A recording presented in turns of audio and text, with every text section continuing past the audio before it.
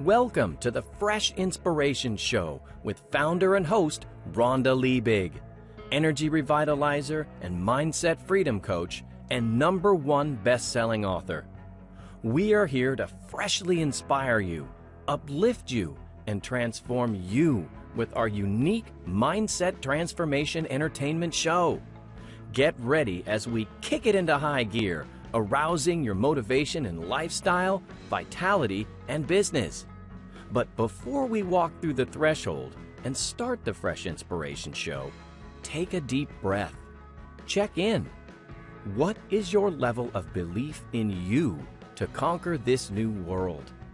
And then do yourself a favor. Before you exit our show, ask yourself, what is your level of transformation? Because we know if you believe it, you can achieve it. And that's why the biggest, best, and boldest inspirers are here for you right now. Buckle up. Yeah, you've got this. Fresh inspiration. Fresh inspiration.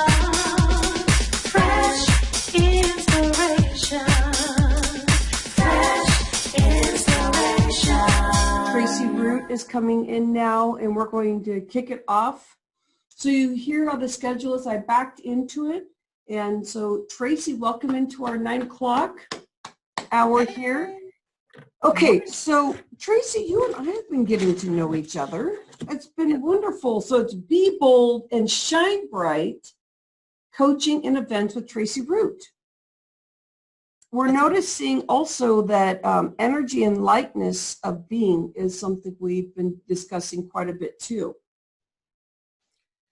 Tracy, you know what I love about you, my friend? What? Let me give you the lead moment here. Tell me all the things. Tell me everything scrumptiously.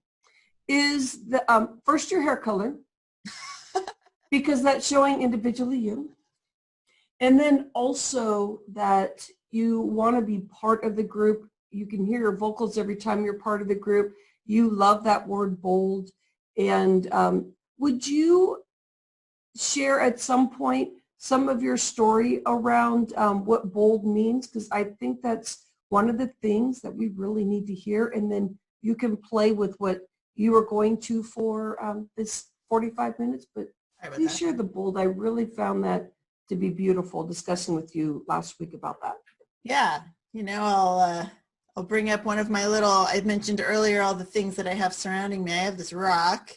Be bold, be brave, be unafraid. I love that. And I love this. I actually got this at a store here in downtown Santa Cruz.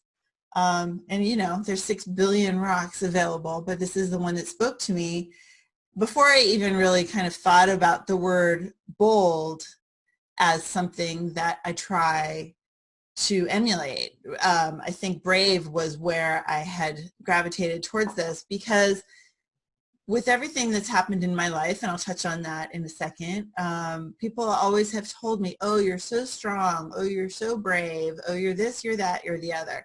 And of course, when people say that to us, we don't really necessarily feel it. We diminish the things that we've done because it's just kind of what you got to do, right? And so a big part of kind of the story that got me here and how I am confident enough to stand in this pink hair boldness is about realizing that you were all just kind of trying to figure it out, and it being all the things, everything, we're just trying to figure it all out. And it's not about bravery. It's just about doing the next right thing for you.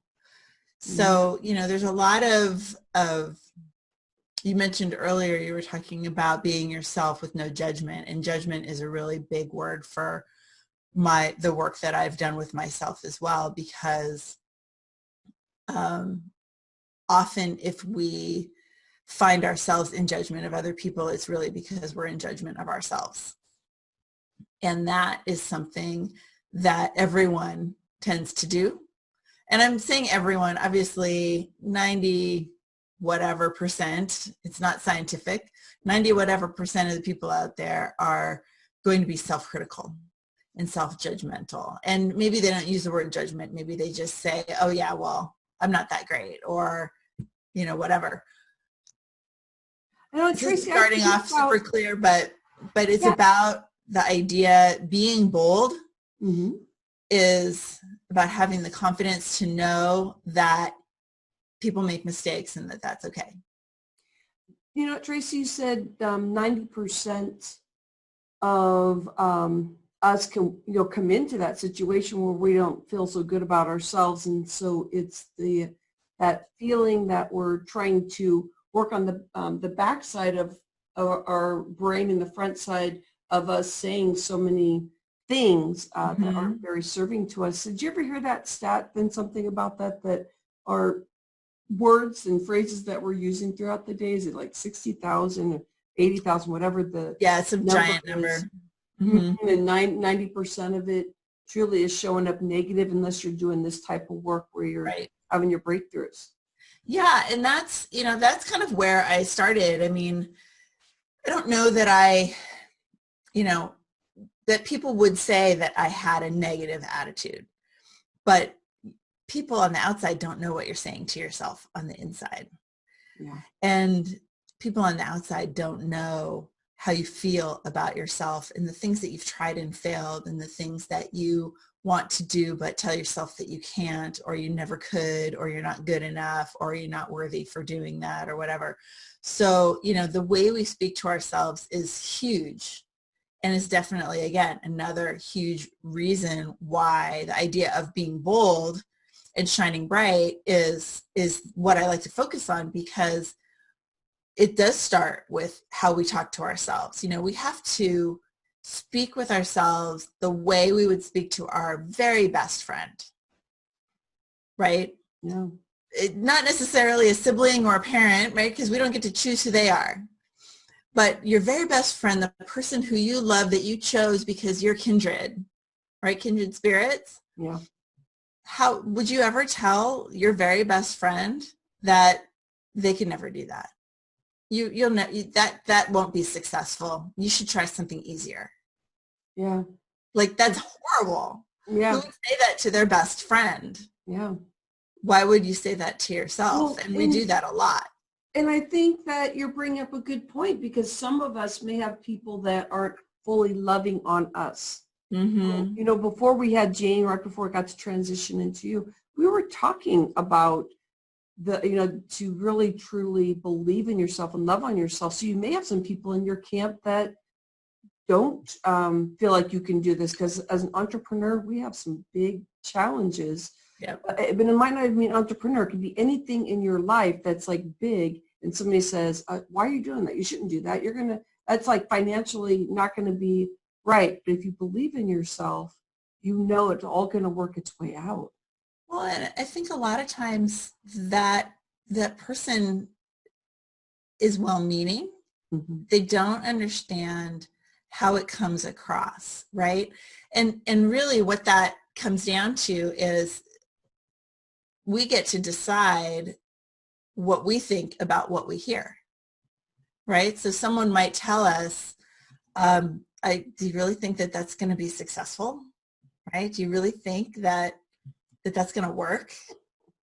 Or, wow, how's that going to work, right? Like that, it could just be a question, but we could hear it in such a way that we're like, oh, like they definitely don't think this is going to work. Maybe I'm wrong. Maybe I'm dumb for thinking. Like the spiral begins, right? Yeah. But since we get to decide how we respond to whatever someone else says to us, a friend of mine in my coaching community calls this E+R=O.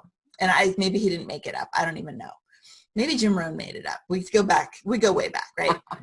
It's the event that happens, whether it's someone saying something to you or something happening in your life, and the way you respond equals the outcome, right?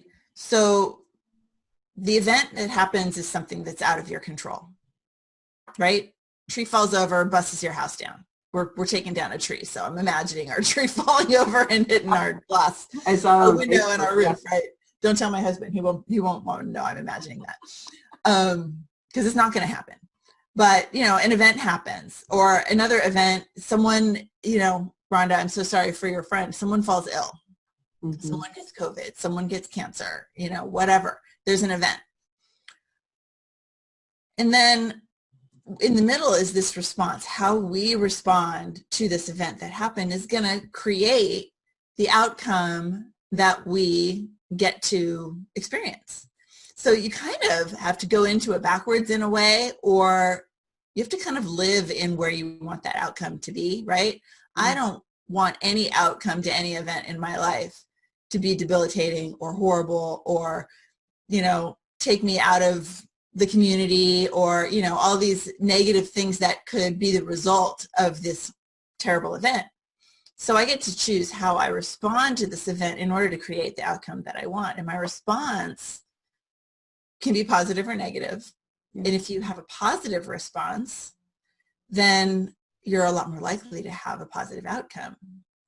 If your response to the tree falling through the roof is, oh my gosh, I knew that was going to happen. It's just, like look at my body language. Just like, that's just the natural tendency to having this really negative response to an event that might happen. Yeah. But if it's like, oh, wow, that's surprising. Yeah. Right? And then like, oh, okay, well, you just kind of go with the idea that that's something that I didn't expect, or that's something that's out of my control, and how do I move forward, right? You get to choose Exactly. how you respond.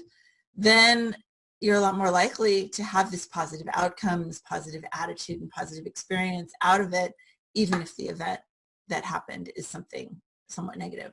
I know, Tracy, I love what you're saying, in that I can remember when I was in the space of not understanding the self-development.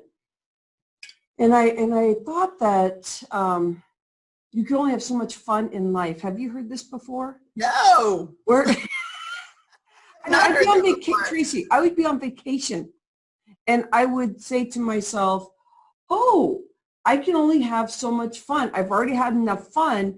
And then I'd have literally a cascade of something that came over me that was on my skin, just did not feel good, because for some reason I knew I had to go back home and reset myself and get in all the crap. So then it would balance me out. Have you heard that before? No. I'm Okay, so so you're sorry doing smart, Alec. that's how you were experiencing. Oh my gosh, no. I mean, I've heard lots of things, right? I haven't heard that specific story, but it doesn't sound unrealistic, right? Because people come from all walks of life, and attitudes and experiences and responses come from all walks of life. So I'm so sorry that's something. I'm so glad that you've gotten out of that. Let's start there. Wow. So yeah, I can imagine how that can be someone's reality. And you're right. It's the whole once you start to develop your own kind of emotional response system, right? Yeah. You get a chance to see things like that for what they are, which is not real, right? It doesn't have to be that. It's real like in the moment, but it doesn't have to be that way. It doesn't have to be we don't have to stay the same that we're in. We don't have to stay the same. We can change.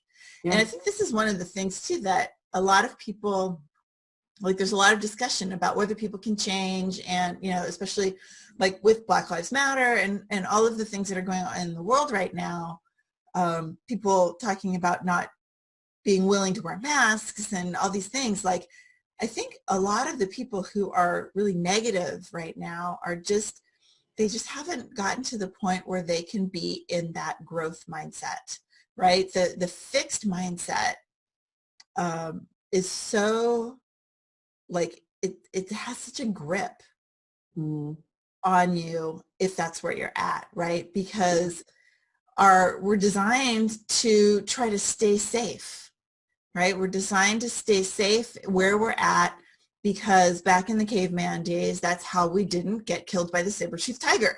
Yeah. Right?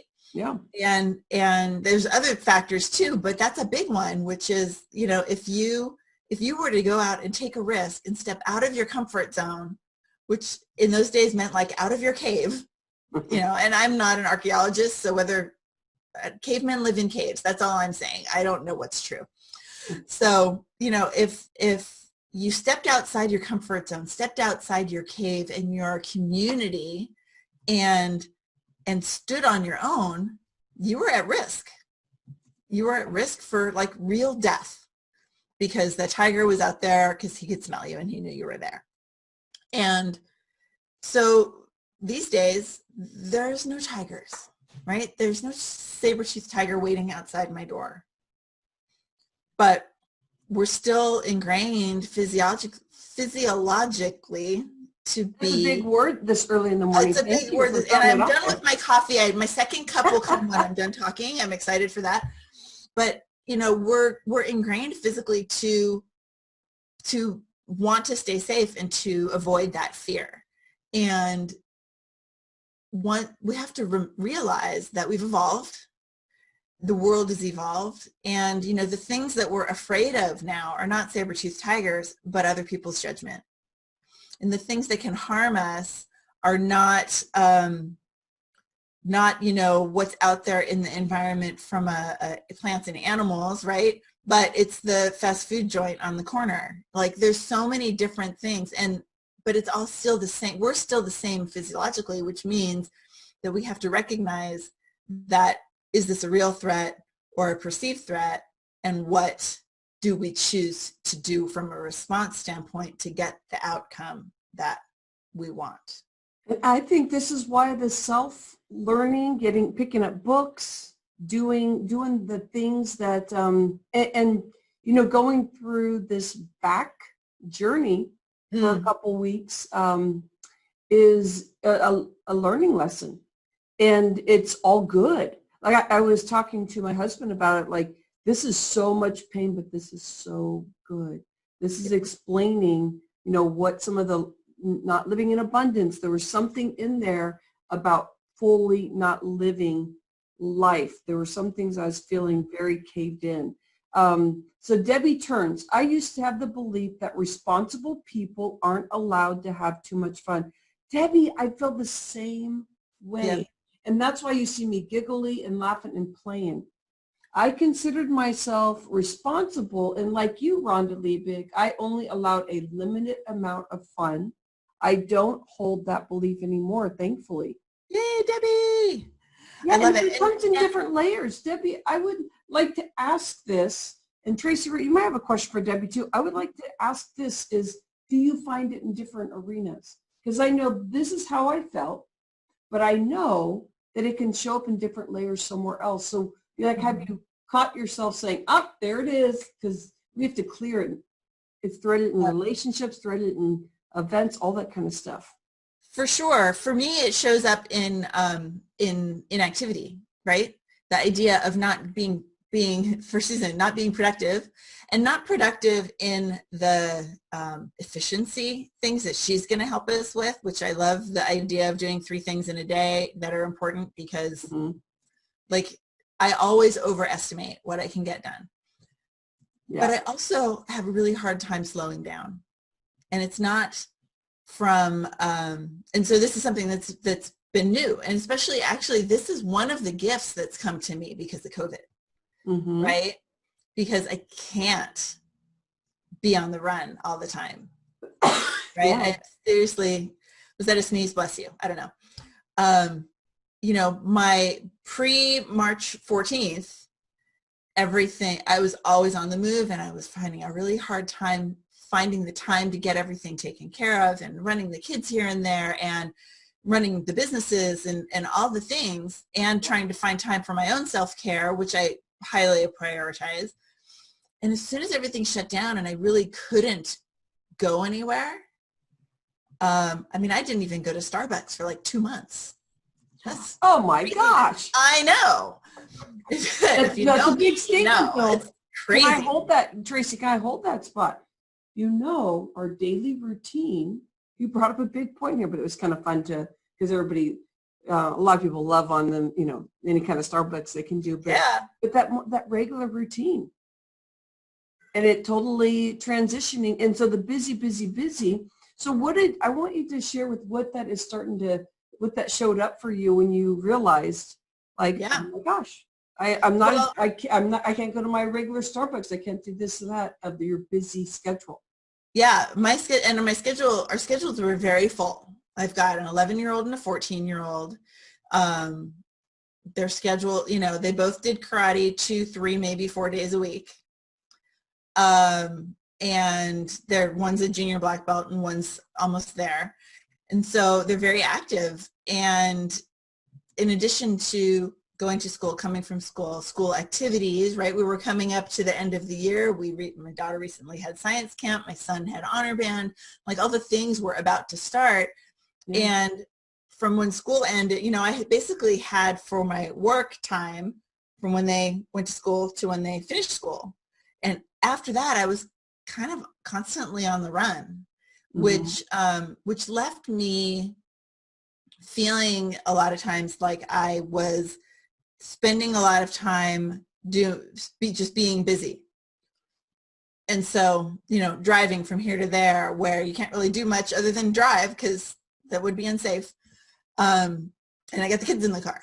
So when COVID hit and the shelter in place hit, you know, we actually were headed off on a plane and we had to cancel that trip. So like we were going 3,000 miles away and went 0. So it kind of, you know, 3,000 to 0.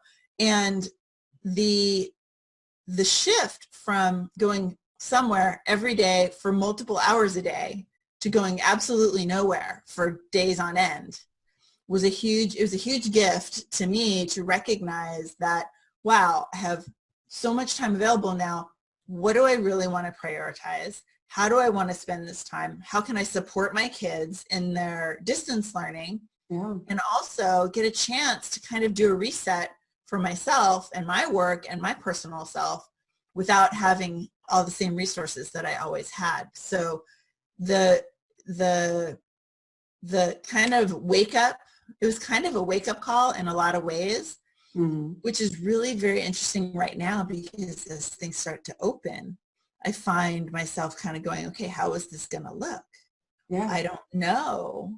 And what I really, you know, try to remember is that the unknown is okay. And that all we can do is recognize what our response is going to be to the events that are happening to get an outcome. Can I share with you, and of course the community is listening too, is the word lonely came up for me. So first when COVID-19 happened, I had my kids both at home and they studied different ways, but they were 14, 16, they were on their own. They did very well. So then I was just happy to have their body in the house, like, oh, this is so wonderful. I get to pop in and just say hello to the kids. They did their process of what their school day was going to be. Jeff was able to come into work because it was his business, and so he came in, so because we only have one office. So everything seemed really good. And then things started happening. We were starting to open up. And so Jacob and Jeff are doing stuff. Jeff just went golfing yesterday. My 14-year-old, she's becoming more independent. It's just the age. So my word that was coming up was lonely. And there are things that came up for me about myself. I feel like this is a very big learning experience. When you were going through your process, and anybody else in our community, this would be lovely to be able to hear. And I see Debbie just posted something too. But what were you feeling as you were slowing down? Anything come up, any word come up for you as you're going through that? Well, so what I would say is that there were a lot of things going on, right? The shutdown and the stay at home was a physical manifestation of what we needed to do. But what we were going to do mentally and emotionally and online is a whole other kind of ball of potential, right? Yeah. We didn't really know what it was going to look like. And we had to kind of figure some of that out and make some decisions. So when we first started the shelter, I actually was super excited. And the reason why is it gave me an opportunity to, I find the whole like doing all these Zooms and stuff actually really energizing. And so that's not necessarily the case for a lot of people. Yeah. Right? I find it really energizing because I think it's really intense, right? We're very eye to eye. There's very little distraction. And it's like being in person is awesome and necessary and super necessary. But the thing about being on Zooms is it's like community on steroids in a lot of ways, right? It's super intense. You really get to be very focused on the person on the other side of your camera.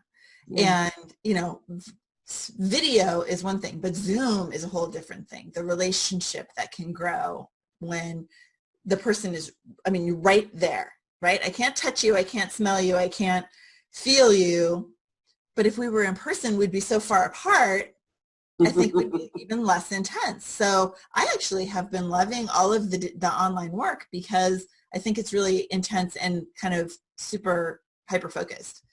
My struggles are coming more now than they were early on because I don't know what's to come tomorrow, right? We knew in March that we were going to be stuck for a while. Yeah. We didn't know how long it was going to last. We didn't know what was to come. Now we can kind of see what's to come.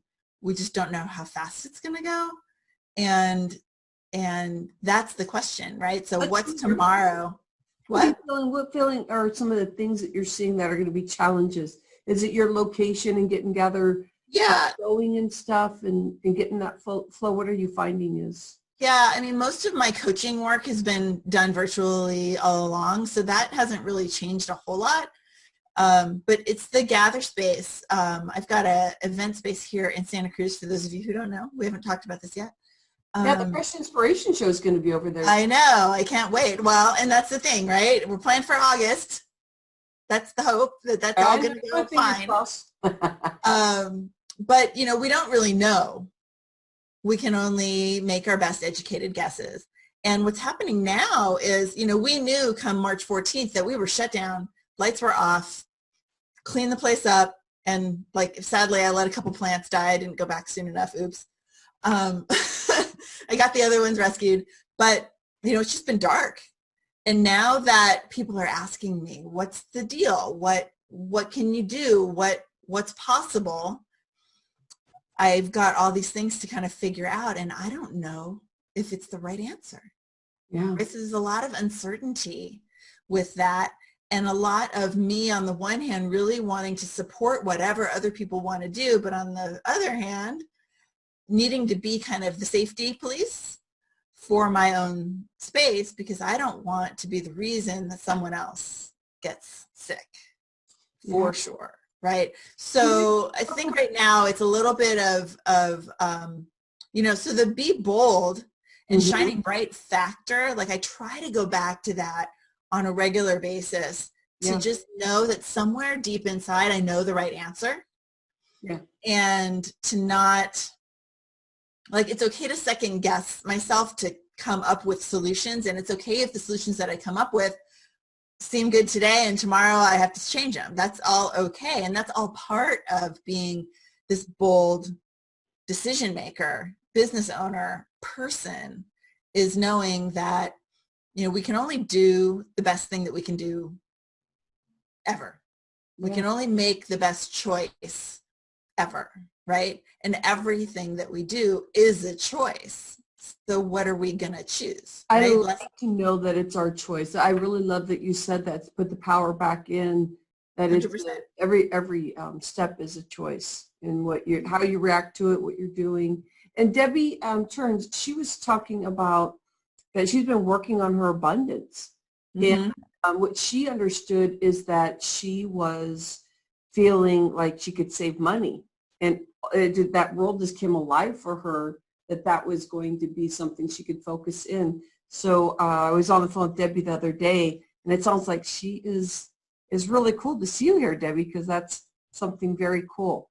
Yeah. Any way we can find positivity in all the transition or what's going on, I love that. And then Tracy Root, Christy Corrardi came by, and she said that she is coming from, I can't see the full thread, but she's coming from a vacation. And Christy, I saw that your son was there, and all the things that I saw come through. It was really fun to watch. She's talking about that travel for her family is really important. And so she's learning about safe travel. Mm-hmm. And also Yeah. that right now that we're really working on our future, there's so many changes going on that like learning how to maneuver through all this newness. Yeah. And, you know, so when I started coaching about 8 years ago, and it really was in response to some pretty major changes in my life. And it's not unlike a lot of the emotional situations that people are going through now. 8 years, it's about 10 years ago, when my kids were 1.5 and 4, I lost my first husband to cancer. Mm-mm. And this was something that wasn't, I mean, it was cancer. It wasn't a surprise. It wasn't a car crash. He'd been battling for about 4 years, which is not very long. But, you know, the learning about how to how to manage kind of your own emotional response. I don't like the word control because it feels like a fist, right? I like the word manage or recognize even is better, right? How to recognize my own emotional responses to the things that were happening in my life, right? So from all of his illness and his treatments and ultimately his passing and managing having 2 young children and being on my own, really no family support locally at all. What I got to the point about 1.5 years later where I just said, you know what, the things that happen in our life happen. If I want to make something happen, I'm going to have to do something different. Right. And that's kind of, I didn't realize it was the E+R=O at the time. Yeah. But it was the beginning of me saying, you know what, it's not just about the things happening around me. It's about what is it that I want and what am I going to do about it? And so that's when I started to work on my health and, you know, lost 55 pounds. I became a health coach. Like all of these things happened. This was about 8 years ago in 2012. And that journey is what brought me to personal development. And that journey was what brought me to the idea of becoming your best version of yourself. And one of my mentors in my coaching business is the one who told me about 5 years ago that everything is a choice. What do you choose? And I didn't really know what that meant until it just started showing up over and over and over. That whatever your response is, whatever you do, whatever you don't do, it's all a choice. Yeah. The analogy that she used to use with me was, you know, or that I like to use now actually is making my family dinner. When the kids were little, I had to make dinner. I had to make lunches for school. I had to make dinner. Now I have to make dinner. You know, a lot of people say, oh, I got to go make dinner. I have to go make dinner. And we put this kind of obligation on ourselves when in reality we're choosing to go do it. Yeah. And people say, well, what do you mean? How's that a choice? Like, you got to do it. It's like, do you really have to do it? You could not do it. Yeah. What would that look like? Yeah. I don't know if you're familiar with Byron Katie. For sure. Yeah. Dirk. I see Dirk over there like nodding as I'm talking. I'm like, we are kindred spirits, my friend. Byron Katie, her work called The Work. I read that book probably about 5 years ago too. And I say read, I meant listen, because I do everything on Audible. The idea is, you know, like asking questions to the things that you're assuming. And so is that really true is a really good one. And what if the opposite were just as true or more true? It changed my life because I got to go make my family dinner. Do I? Yeah. What if you didn't? What would happen? And now that they're 11 and 14 and adult husband, like they can find their own food if I really don't want to make dinner, or maybe my husband will make dinner or whatever. You know, when they were 1 and 4, I kind of had to in a way, but really I didn't. Yeah. I didn't have to, but the alternative was unthinkable. The alternative of not making them dinner was having them be hungry. It's not okay. I know. I And wanted you know to. what I think about is the feeling that every time I'm in the kitchen, I'm bringing love together. Like I get to, I believe in food energetics, and like, so the energy you're putting into something. So what I love about this is when I go in the kitchen, I'm thinking, man, what I want to make the family where I can nurture them and take care of them. So I love that we get to, or we have to. Now, what choice is it that you're going to make? And how does it feel in your body? And then with you talking about your transformation as you were reading, is that we learn that all the self-education, we can change. It doesn't matter how old you are. It's the feeling that I am tired of living this way. And so Jane said Byron Katie's work is transformative. So there we go. Tracy gave another tip there, and Jane's all in. I heard Dirk's in. And then Christy already said, I love the word volition. What's the word? Volition. Volition. Mm-hmm. So that you basically, you get a choice. I mean, it's all choice.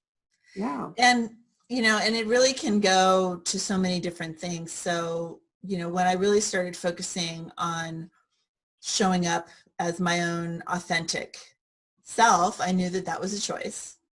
And I knew that showing up as my boldness, right, is a choice. I could choose to be a little more reserved and maybe not be so seen and not be so obvious, right? So there's a lot of connotations to being bold that a lot of people you could put a lot of words that have a negative connotation to that, but I choose not to identify with any of those words. Well, Tracy, I get to decide. So Christy said volition is, it means your choice. Yeah. This is like deep stuff, my friend, because you're unpacking some great stuff here. I know for us in this space, we have about 5 more minutes, but I am thinking about when your old self, the way that you were feeling. I can relate with that also, and it has to do with almost like my arms are by my side and I'm just like following what anybody else is telling me I should be doing. And if somebody looks at me wrong, that means I'm doing the wrong thing. Well, and it all goes back to that being about the safety factor, right? If we are, because it's all, and ultimately my number one word that I try to remember all day long, every day, because it's all about community, right? That if we are not connected to a community of people and embraced by others, then it's like being back in that caveman days. If you didn't have your people and you were alone, you're dead. Like that tiger has no barriers to eating you because there's no one there that you are protected with. And that hasn't changed, right? We still really require community in order to thrive. And now the community is a choice. Yeah. Who do we choose to connect ourselves with? And how do we show up in that community, right? So the choice to make ourselves smaller so that we're more accepted because it's easier than standing out and finding those other really unique people to connect to, right? That it's degrees of difference in how challenging that can be. But it's also how willing we are to to take that risk and still feel connected to the community. And so when we are able to do that, then we know that we can thrive, we can be safe, right? I went from a community, like in my younger days, a community of really unique, talented, amazing people, to kind of getting to the point where I was more in the conformity kind of place, Silicon Valley, working the job, you know, doing the corporate life. Not that there's anything wrong with that, but it wasn't my future, but it was where I needed to be at the time. And that was my safety zone. And I thrived there as well. But ultimately, when it became time to really know what I wanted deep inside my heart and my soul, it was the coming out to the boldness that I enjoy being, and finding others who also enjoy being that way, so that we can all be community and move forward more authentically. So I love that. Christy said, for her, it really is truly about being authentic. Jane said, yes, choice is foundational. I mean, we can make or break ourselves. We're trying to follow somebody else's rules. I used to feel really yucky inside, thinking that if people didn't like me, it hurt me so bad, and I would cry. And I didn't know why. I only had one friend. Now I understand that in high school and before that, I was choosing one friend at a time because I couldn't even manage my own thoughts. I was hiding so much. And at that time, I was crying all the time, thinking, I'm so not understanding what life is about. You know, people are hanging out in groups. They seem so casual and happy and fun. I could never let go of my crap. And I bet a lot of us out here like that. Tracy, were you like that before you start doing a lot of yourself stuff? Well, absolutely. And, you know, again, it's about that conformity factor where, you know, you might not have those unique friendships, but you have the mass, right? Because that is what was keeping you safe. And you made yourself that, and I should switch it around to being about me, because I don't want to assume anything about you. But, you know, when I was in the corporate world, right, I had managers or clients. You're too loud. You need to be quieter. You know, you had to dress a certain way to look respectable. I actually have naturally curly hair, and I decided that and it's just hard to manage, but at that time it doesn't look professional. I look like a disaster every morning. I can't wear my curly hair. Now it's just more laziness. I get to do whatever I want now. But it's, you know, you conform because that's what it gives you, those success signals, and the success signals give you the safety that we're looking for. And so I was actually listening to Tony Robbins the other day, and he's talking about, you know, safety and security is like need number one, but variety is like need number two. Is so much my need. I need variety. Right? And it's all part, I actually have it printed here somewhere. It's all part of like the primary needs that we need, and we all need that safety, but variety is also a really big need. And I think what happens is when we shut that down in ourselves, that, you know, and we do it in different ways, right? Maybe we don't allow variety in our circles, but we do it in our actions. For me, it's, you know, we do it with food. It's, you know, give me variety. I want ice cream and sugar and cake and all the other foods. That's my old variety, right? Now I would love to have all the different roasted vegetables every night of the week. I know. I used to think that was a treat to go in with my family. It was all about, you know, trying to, Jean, you can start adding into this conversation, my friend. We're going into symposium style here.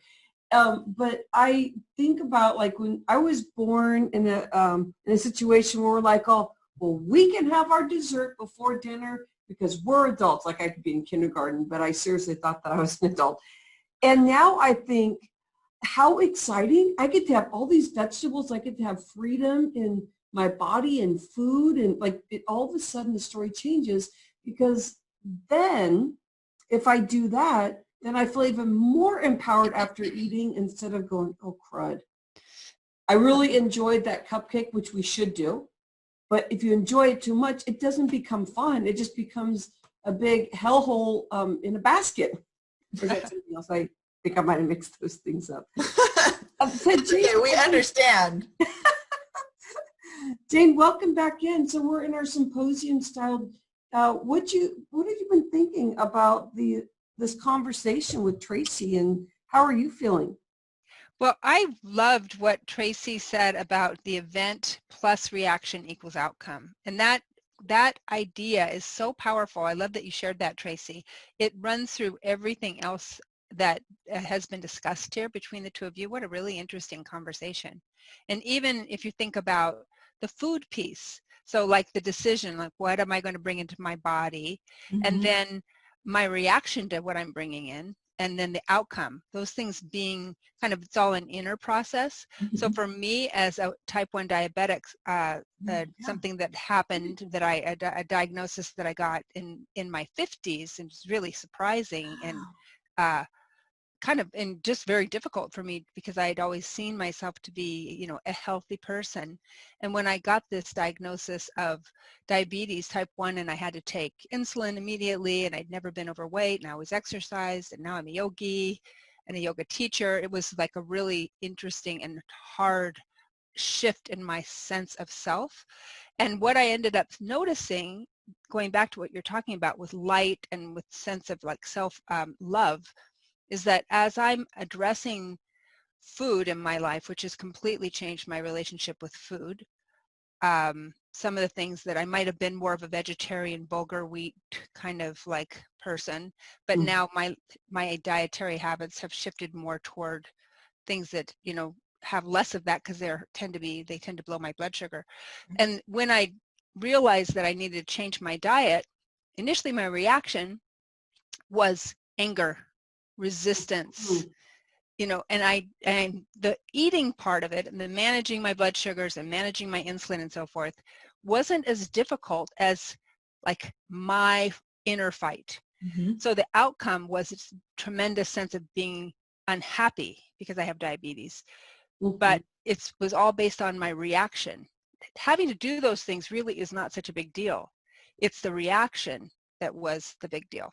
Like my sense of fighting it, my sense of privilege, you know, Rhonda, you and I talked about privilege the other day, but my sense of privilege as a healthy person, like that's not fair. Like I didn't do anything wrong. I did all the things. I checked the boxes. I meditate. Like I'm ripped off. So anyway, I really liked what you said about that, Tracy, like that process and how we can get a different outcome by having a different reaction to the same event. Absolutely. Jane, that's an amazing story. What a challenge. I can't imagine at my age being all of a sudden diagnosed with type 1. Wow. Like, congratulations on your thought, how you're doing now. That's crazy.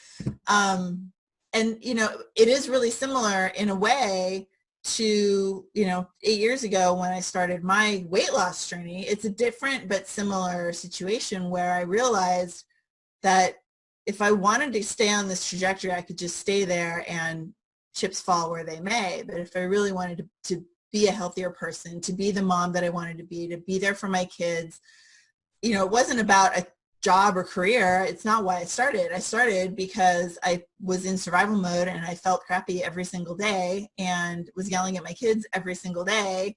And I was all they had left. And they were 3 and 5. So what did the future hold for us? So, you know, going back to everything is a choice, I made a choice that I was going to do something different. And thankfully what I found, you know, we'd make these choices and sometimes what we choose isn't the right choice. It's not what works long-term. Thankfully, what I found was the thing that worked long-term for me. But, you know, if I hadn't at least like allowed my mind to recognize that I get to decide what happens next, as opposed to just kind of living, you know, floating down the river every day, doing the job, doing the things, you know, the decisions that we make are the things that empower us. And we really get to decide where we go next. I like this discussion. When I was at 29, found out that I had hypothyroid. I knew there was a lot of things I was doing that was not making me happy in life. And it was not being able to speak my truth. And so I had a lot of emotional stuff that was really slowing my body down. And I find that, I don't know how you ladies feel about this, but my whole body slows down if I'm not in my power, feeling like I got this, feeling like it's my choice. And I had to learn what that meant about, is this my choice? And I can still fall in that where I think it's not my choice. Like something can happen in our household and I'm thinking, oh, poor me. And I go, hold on here, wait, what am I saying? Because if I stick with that, it's going to take me in a direction that's not going to serve me and my future health of working, of not being on medicine, to I'm a mommy, and and I have a very good, strong household because I have Jeff as my partner, and so I haven't lost a husband. I haven't had to deal with that stuff. The thing that really got me so upset during my late 20s, early 30s was that I had to take a small little pill. So Jane, you talking about, being diagnosed at 50 going, here, wait, I'm doing everything that I can. And then finding out that I have to take this little pill, and they said for the rest of your life. And so then I'm like, I have to. Everything, I have to do this. So to be able to switch that and really find out if you have to be on medicine, Jane, of course, type 1 diabetes, 50, doing all that you are aware of, well, that is part of the journey in accepting. I think that the more that we feel empowered, the more that we get to move forward and not think about those past things, so we can bring in the newness, not feel stuck in the past. Right. Yeah, it's interesting because the whole have to thing is exactly where I landed with that. Like the idea that I quotes have to, it brought up this sense of resistance, like you will not tell me what to do. It was very interesting because, in fact, I found out because Walgreens called me and said, your insulins are here. I'm like, what insulins? I don't even know. I don't know what you're talking about. What insulins? Yeah, no, I don't have insulins. But there's that sense of like, how do we accept, and even if in Tracy's powerful story about losing her husband as a young mom, like how do we accept and what has happened, what is true and has happened and is the reality we're facing? How do we accept that and still be empowered and shift our energy from a low energy of a victim energy of 1 or an anger energy of 2 and come up over the line energetically into something that allows us to be more forgiving at a level 3 that just softens, and then maybe somehow see some good in it, lifting our energy even higher. And I think that it was challenging because I was down in level 1 victim energy and I still drop down there. Like occasion, like not on a fairly frequent basis, or I'll get up to 2 and I'll be like, this really pisses me off that I have this. Like I get into that, but that's better than being a victim, right? It's got more oomph in it. But my goal is to just be like, let go. You know what? It is.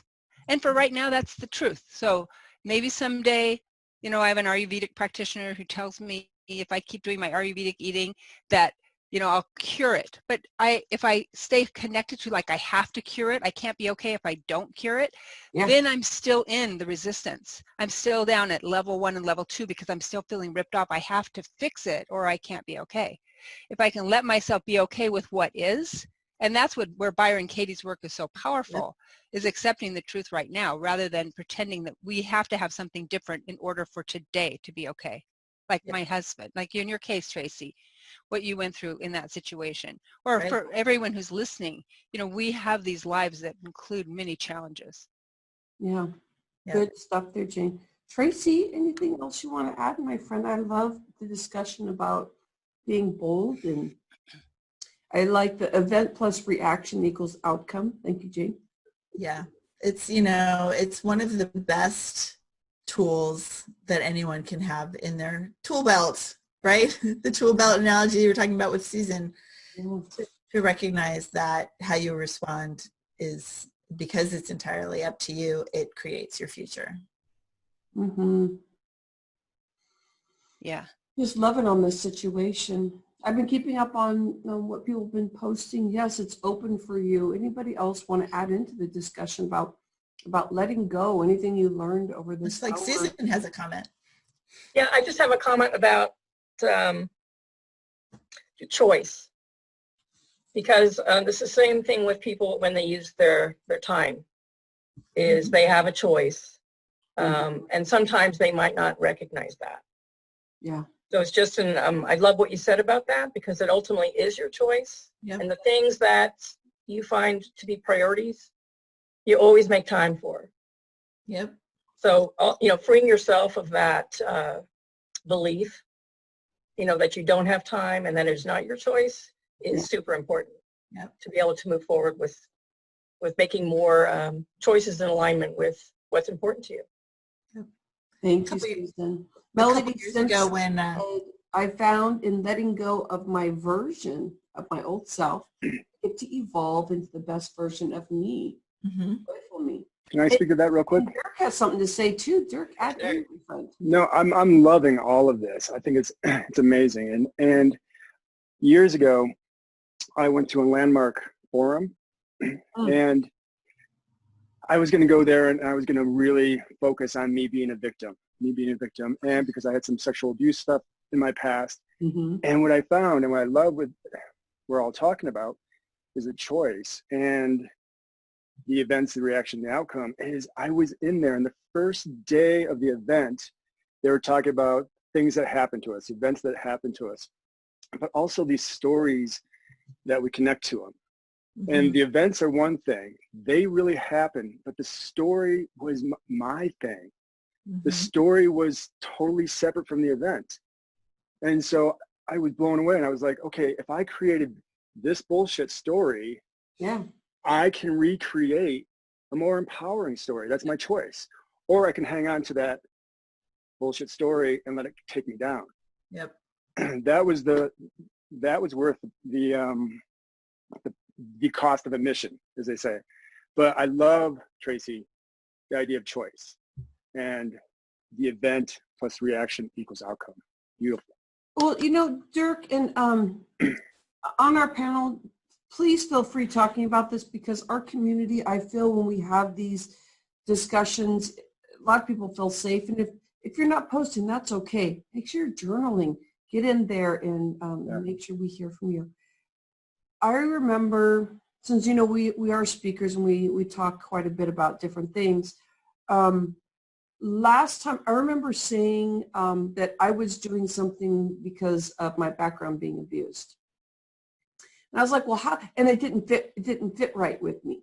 I was like, okay, am I on the sense that I'm ready to break through that and not say that specifically? Because this is why I did blah, blah, blah, blah, because of my abuse background. I mean, I made that so truth, but the thing is that what I feel, what I'm learning about this is, as I let those things go more and more, that I get to really see the true me, and I get to see that with somebody else's issue. And so now I get to play with that phrase, I get to, or I have to. And if I keep leaning in on Rhonda, this abuse victim, that, and I thought I did, all this work, but this is what I really love about these discussions, is that it gets layered in different conversations. It shows up differently. And for us to keep our eyes and ears open, because the self-learning and hearing the words we're using are so important. But going through something where I went to go visit my child, and I had to tell Rhonda Cheney, my maiden name, that everything was going to be all right.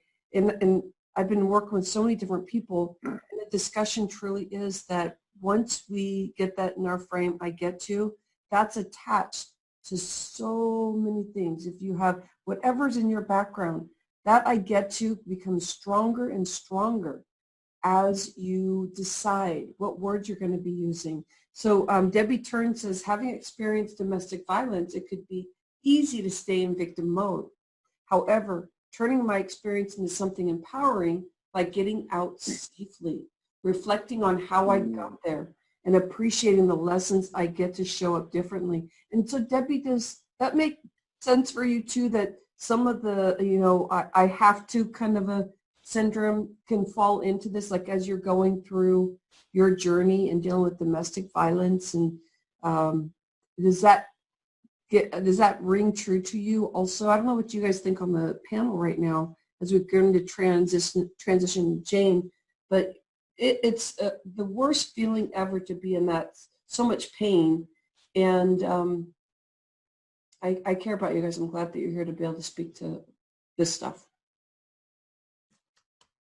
Absolutely. I think that, that sense of I get to means that I get to let go of the inner resistance to whatever it is. If it's an abusive partner, if it's a childhood history, I get to let go of that. So almost like it's not going to make it disappear. It's almost so I'm just not hooked into the cog that makes it run in me. So it's still there, but I can, if I think about it like a visual of a machine, and it's there and I'm hooked into it. So every time I think of it, it runs and I'm in it again. If I can somehow pull away from it so that I'm just not reactive to it, it's still there. I can still see it. It might even run on its own, like a GIF or GIF, it runs on its own on my computer, but I don't have to hook it into myself. So there's a difference in that. And that's something, and Rhonda Dirk and I have some of these conversations in another coaching group we're in about like how to let go of some of the pieces that still are stuck in me, some of the shame pieces and other pieces that are still there. How do I let go of those by not continuing to be reactive to things that have happened in my history, my story? So if you are seeing this now, this will be live in our group, and this is also going to be podcast. And Dr. Jane Gwynn, I'm so happy that you're here speaking to these things that happen in our mind. Our mind can go really crazy right now. When my back was having some problems, I was thinking, wait, am I going crazy? Because my brain was not, I couldn't focus on even putting anything into a baggie, or because I was trying to clean the kitchen, like in a baggie. In a baggie, Rhonda, what are you talking about? But I could focus on my coaching because I could just keep my heart open, and that was most of the time my body actually was not aching. So I realized this is a lot of emotional stuff that's wrapped into how our body feels and stuck. Anybody else have anything to add in? I'm ready to transition to focus with this wonderful relationship stuff with Jane. Let's see. Debbie said, I'm no longer triggered by it, because Debbie was talking about abuse and can talk openly about it. It also has given me a whole different level of empathy and compassion with my clients and others. I know, Jane, I think about that. Debbie, I appreciate you really showing up and sharing this, because I find that this is what happens in our group. It's a very safe place. If I find anything that's not serving, believe me, they won't be in our group, but this is great. Jane, with learning all about this, it really does help us become this mentor, coach, wherever we're leading, to be our authentic self, but also we get to be so deep in what we're doing. We can feel and understand what people are dealing with. I mean, there is something there once you start clearing it that becomes one of your strongest pillars. One of the things I like to talk about. Yeah. And I love the group of people you brought together here, Rhonda, to talk about this transformation. And the fact that it's the Fresh Inspiration Show seems so appropriate. Fresh inspiration.